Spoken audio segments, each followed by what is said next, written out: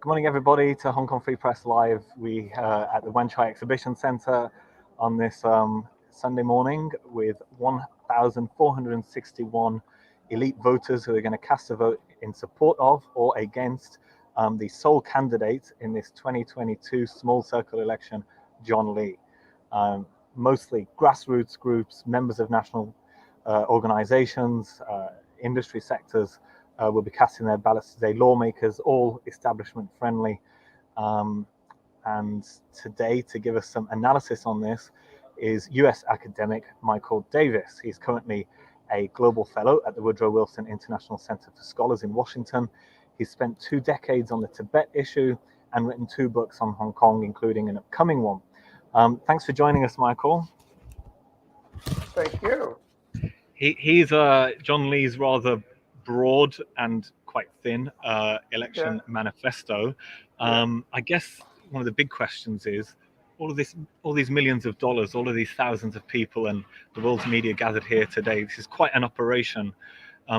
Why are we doing this? Why are we here? A question perhaps for a philosopher or a therapist, but also.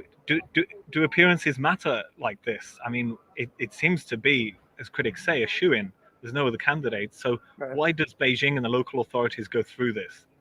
Yeah, obviously they're trying to pretend that nothing has happened, that Hong Kong is back in business, that everything's okay, that they're carrying out their commitments in the basic law that other countries relied on, that they're having an election process, just didn't have another candidate. Now, of course, they can't completely miss the obvious that it looks like a bit of a farce to people from the outside looking in, that you have only one candidate, and then yet you have rally in the convention center, and you have voting, and I've been told you have like 800 people from the corruption body to make sure there's no corruption, I guess. And 7,000 police, yeah. And 7,000 police, so one corruption officer for every 2 voters. I don't know if they can vote secretly or not. They have to be looking over their shoulder. So there's a lot of humor you can find in it. But obviously they're putting on a pretense that this is all well and it's being carried on. I should add, when you think about it, all the previous elections were also by an election committee. And it was also stacked heavily with pro-Beijing figures. And Beijing would always designate who it wanted and who it favored, and that person would always win. So maybe it's just more of the same, in a way. They just eliminate the other candidate to make it simple.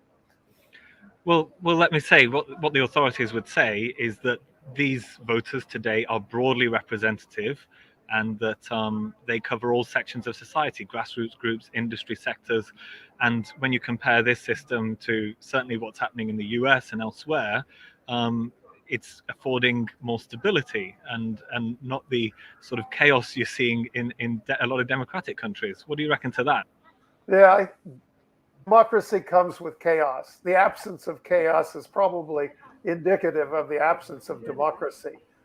The broadly representative claim is one they've always made about the election committee, even when the previous version of it, which was slightly more representative, it's still only about 20% of the members would come from what's characterized broadly as opposition camp in Hong Kong. Now, none of the members do.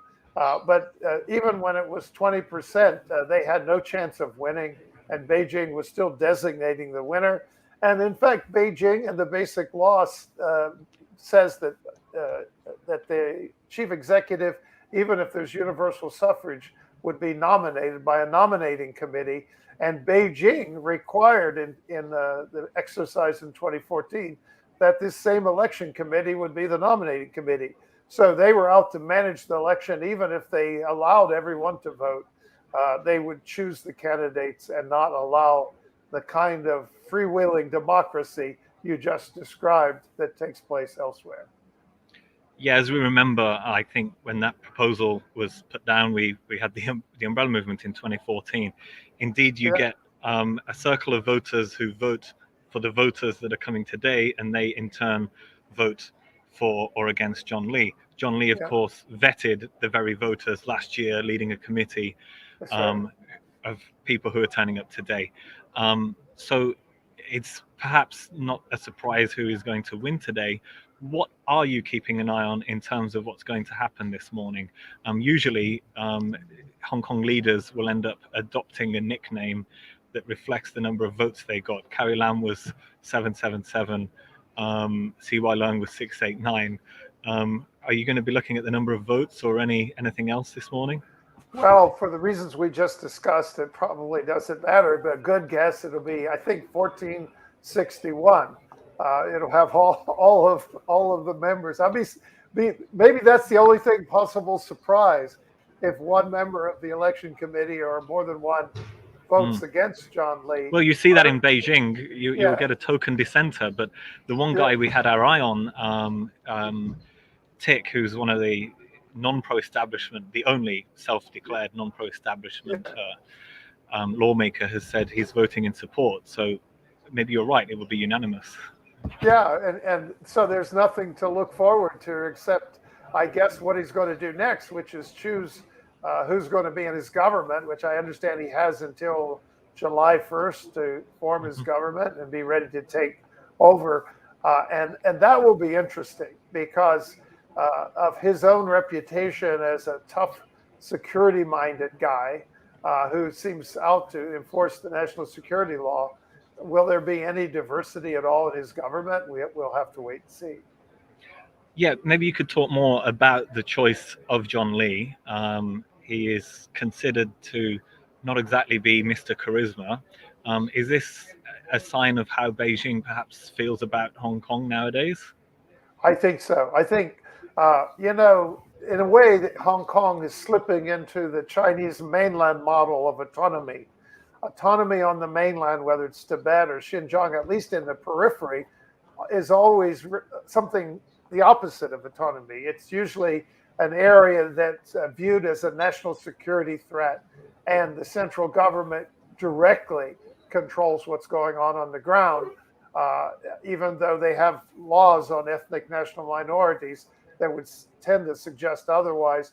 Autonomy is the opposite. And I think this is kind of what we're seeing in Hong Kong. It's slipping into that mainland version of autonomy, which is direct control.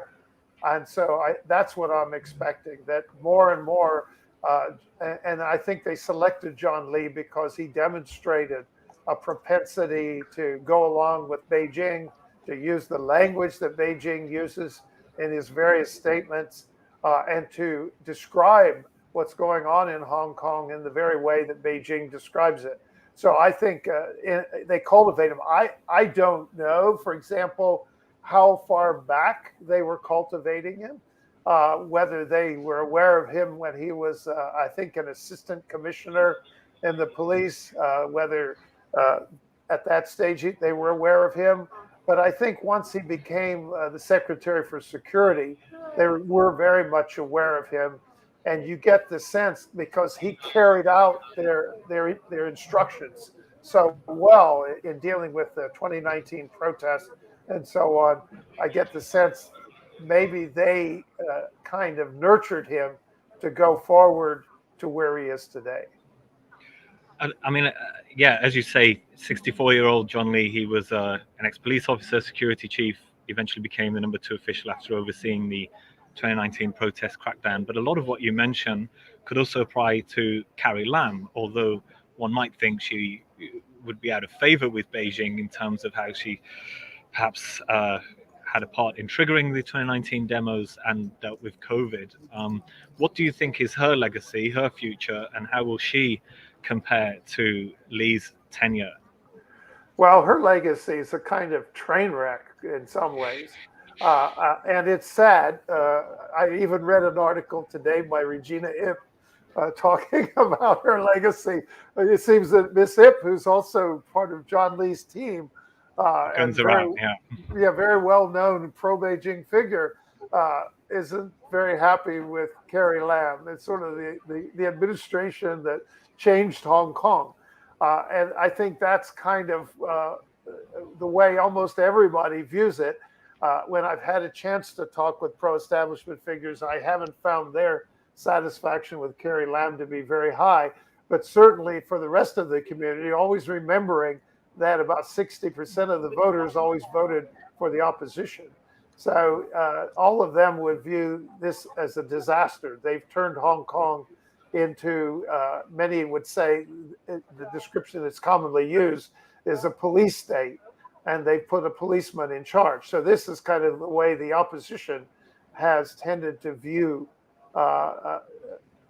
Carrie Lams' administration, because we went from what was Hong Kong as usual, and some debates had just gone on about the universal suffrage, and there was still the liberal institutions fully functioning, the courts, the civil service, and the free press, very vigorous free press in Hong Kong.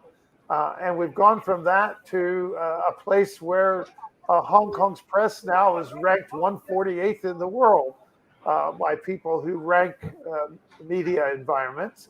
And the opposition is all in jail or in exile. So this isn't the Hong Kong anyone's familiar with.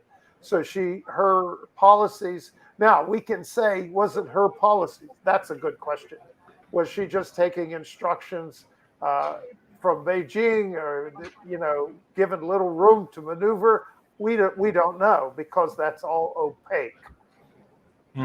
So, I mean, a lot of people look to Hong Kong and what's happened in a very accelerated fashion over the last couple of years as perhaps a warning to other open, semi-democratic or so societies. I think a change we've seen in the last year or two is Beijing seeming to want to reclaim the word democracy or redefine it, whether at the UN or as it's exporting these ideas. Can you talk about how Beijing is perhaps willing to use Hong Kong as a model, perhaps, to demonstrate either to Taiwan or elsewhere? Yeah, I mean, I've written about that myself. I think it is the case. What you see here, when you think about the old Soviet Union, you're talking about their influence coming in the form of trying to engender communism in other countries, sort of global communism, and try to expand that through revolutionary movements and so on. But Beijing is very much a capitalist, despite its rule by a communist party, and its relations with countries tend to be with all sorts of countries, but certainly where its influence is largest are these sort of countries in the middle between democracy and capitalism, kind of soft authoritarianism. And so what Hong Kong offers is Beijing's vision of a kind of hollowed out liberal democracy. So you keep all the institutions, and Hong Kong still has them. It has the courts. It has, arguably, they argue it has a free press. That's always being tested every day.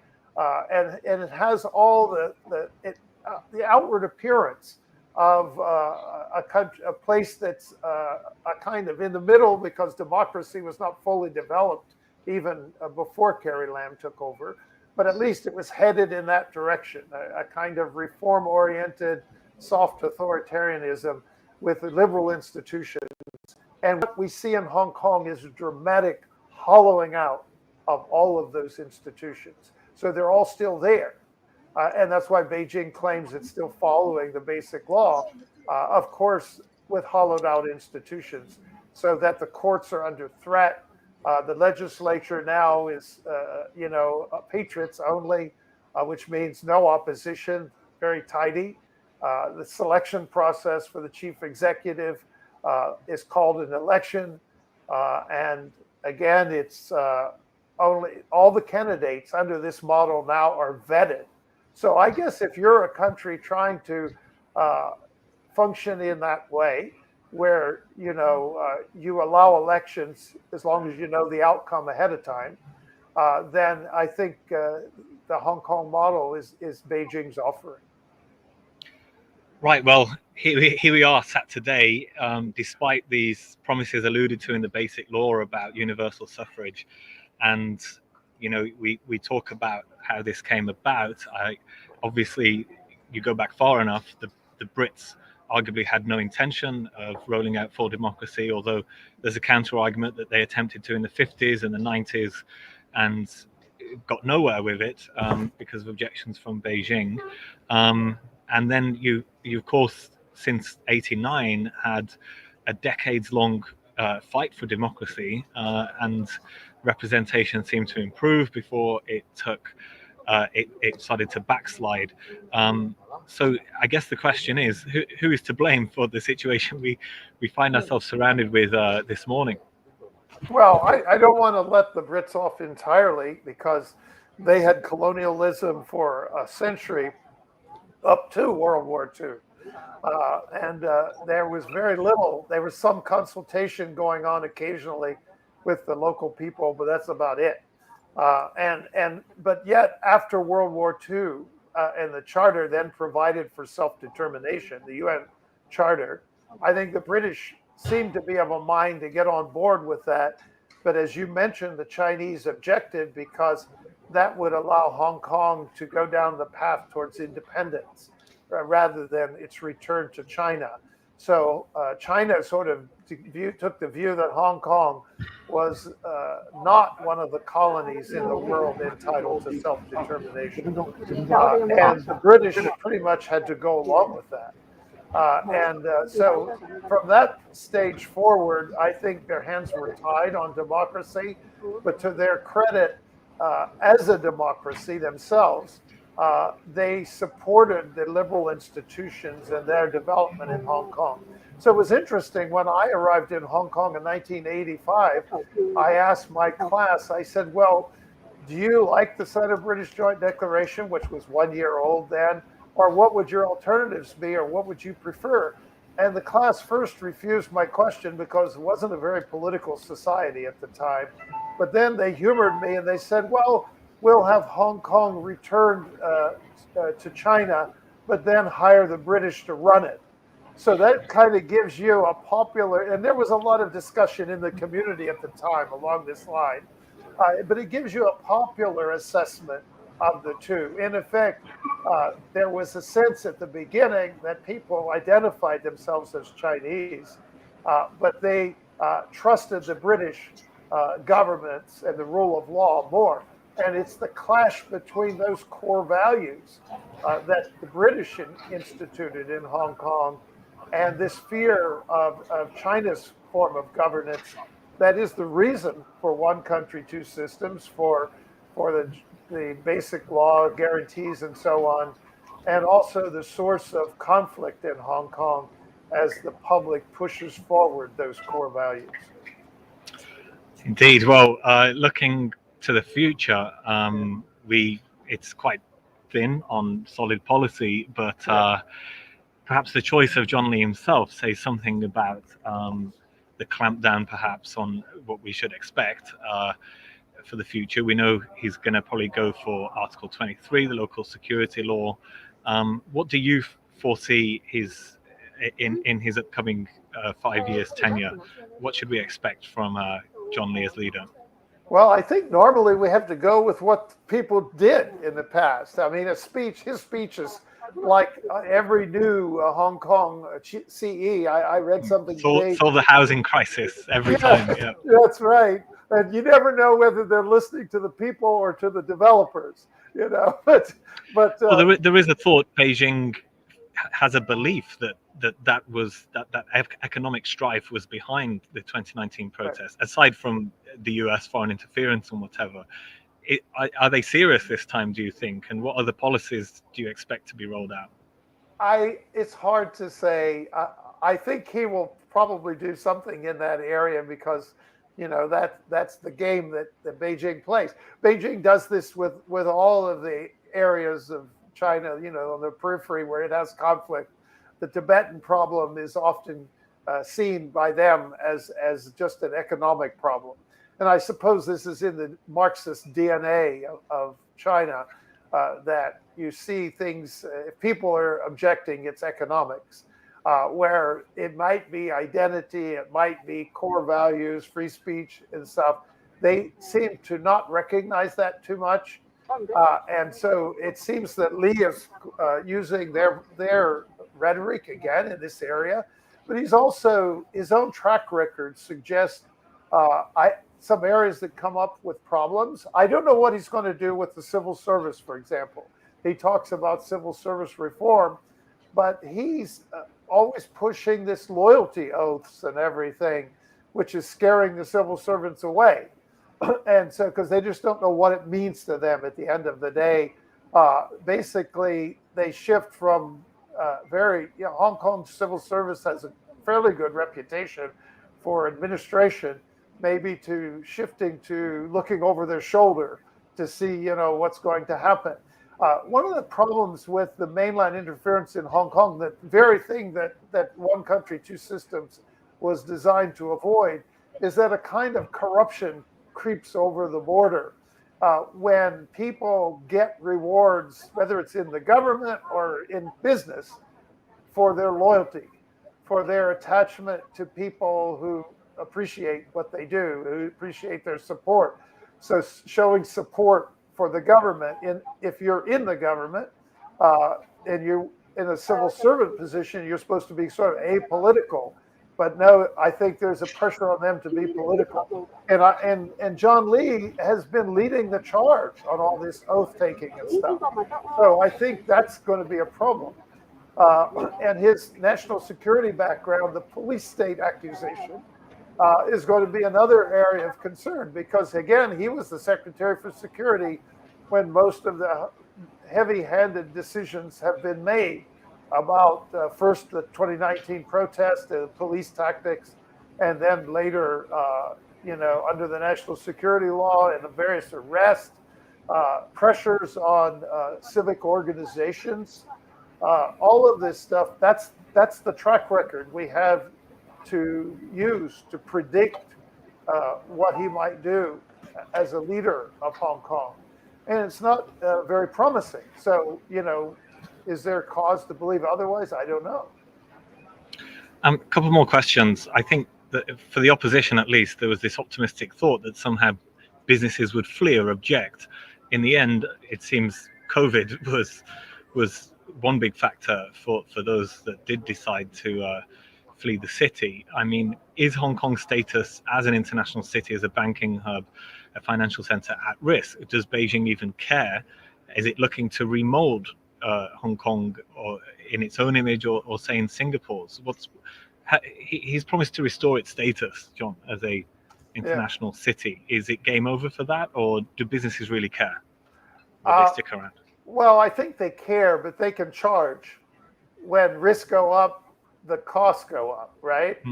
And so when corporations invest in high-risk countries, they expect higher profits. And so the relationship with the host changes if there's no rule of law. If there are reliable institutions in the rule of law, then their margins can be much lower because the risk they face in that place is much less. So I think this is the problem. My guess is that what Beijing will do, and has already done really, is flood Hong Kong with more and more mainland business. And so you notice with Carrie Lam and with John Lee, they keep talking about open the borders to the mainland. And I guess that's where they see economic activity coming from more than globally. Although if they presume, I guess, if mainland investment is heavy in Hong Kong, then international business will be there in Hong Kong to deal with it. So I can't read their minds, but I would guess that's their thinking. And so finally, I mean, here we are gathered for fewer than 1,500 elites set to vote in or against John Lee. Do you think Hong Kong, as alluded to in the Basic Law, will ever see universal suffrage, albeit in the manner we are perhaps used to, as opposed to how Beijing is defining it? And in what circumstances could that happen? Well, certainly in the current trajectory, it'll be Beijing's version. In fact, they may even argue now we can have it more quickly, because they will say, as long as we can choose the candidates that people vote for, then we can let everybody vote. So what's in some ways Hong Kong's political system is taking on not the Marxist economy of the mainland, which isn't Marxist anyhow, but a kind of mainland political structure where decisions, appointments, even elections are sort of top down. So the top controls the outcome. Someone long ago said Beijing doesn't mind elections as long as they know the outcome ahead of time. And I think that's kind of the model that's being imposed on Hong Kong. Probably in some ways, as you said, perhaps it's closer to Singapore. I don't think they want to claim Marxism applies or communism applies in Hong Kong. So it's this, as I suggested earlier, kind of hollowed out liberal constitutional structure. And that's, I think, the vision. And universal suffrage could very well come along in their version of it. Of course, under the ICCPR, the Human Rights Committee would not call that universal suffrage because the international definition of universal suffrage requires that people will be given free choice and that all people can participate in elections. So along with this, I think, and what scares me more is the law enforcement side of it. That the people that can participate in the process is already extremely narrow. But I think the risk of more and more investigations, prosecutions, and so on seems very high, because what do you do when you have both the mainland office for safeguarding national security and the local special police unit? You just have a lot of people working on this, and presumably they're going to keep putting pressure everywhere. And so the way people are allowed to participate is also going to be affected, not just who they vote for, but how they can participate, whether they can organize, freedom of association, whether they can speak, whether the press can fully cover it and report everything to them. All of that is implicated, not just the selection of candidates. Well, thank you, Michael, for joining us. I know it's quite late. By the way, I wanted to ask whether you have plans to, or think you'll be able to, visit the city, and maybe a few words about your new book on Hong Kong. Yeah, well, visiting the city with this national security law, if you're a person who gives honest opinions, I'm an academic, that's what I do. My specialty is comparative constitutional law and human rights. So and then of course I was a professor in Hong Kong for 30 years with an obligation to have a contribution to the community. So I didn't work as a medical doctor when I contributed to the community. I commented on public affairs. And that's what I'm doing here now. And it seems the things I've said in the past will probably not be appreciated. Maybe the things I'm saying now as well. And so the risk of, I think there's a sense among academics, and this is another area we haven't touched upon, universities, what the impact will be there, because they always had such an important role in Hong Kong. Academics were very active as public intellectuals in Hong Kong. So this is something makes it risky coming to Hong Kong. So that I would hope I can come to Hong Kong again, but I can't be confident about it. My book, well, I did two books already. One way back in 1990 called Constitutional Confrontation in Hong Kong, predicting a lot of what's happening now. And then the second one was in 2020 called Making Hong Kong China, the Rollback of Human Rights and the Rule of Law. And that's by Columbia University Press, and it's online, you can get it. And now I've been asked to do a new volume on that, a sort of second edition, but it's going to have a lot to say because a lot has happened since late 2020 when the first of the two books were published. And I'm working on that now and hope to have it out and available for the end of the year. Well, thank you very much, Michael, Global Fellow at Woodrow Wilson International Center for Scholars in Washington, for joining us. Very much appreciated. Stay with us on HKFP. We're in the final hour of the small circle election voting. And stay on the line, Michael, and thank you everyone else for joining us. Bye-bye.